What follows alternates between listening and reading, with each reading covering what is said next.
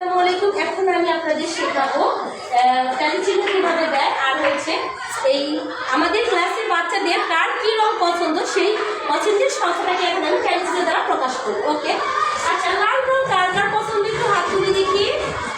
1 2 3 4 5 6 7 8 9। ওকে, হ্যাঁ, 9 জনের লাল রং পছন্দ। তো আপনি 9 সংখ্যাটাকে এখানে দিয়ে দিন আমাকে। ওকে, এখন এই 9টাকে আমি কীভাবে ট্যালিচিহ্ন দ্বারা প্রকাশ করবো দেখাচ্ছি।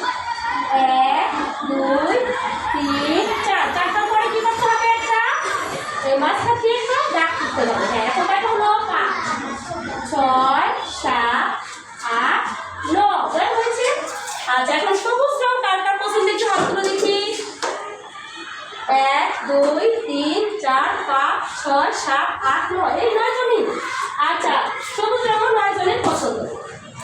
এখন এই সংখ্যাটিকে এখন আমি দিয়ে দিচ্ছি। এখন আমি ট্যালিচিহ্ন দেব।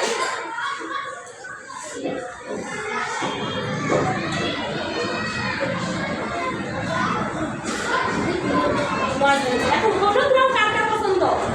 হ্যাঁ, হলুদ। 1 2 3 4 জন। না, এখানে আরেকজন আছে। আচ্ছা, 5 জন। হ্যাঁ, 5 জন হলুদ রং পছন্দ। দেখো, 1 2 3 4 5। এই যে আমি সংখ্যাটিকে এখন দিয়ে দিচ্ছি। এভাবে আমরা ট্যালিচিহ্ন দ্বারা সংখ্যা প্রকাশ করতে পারি।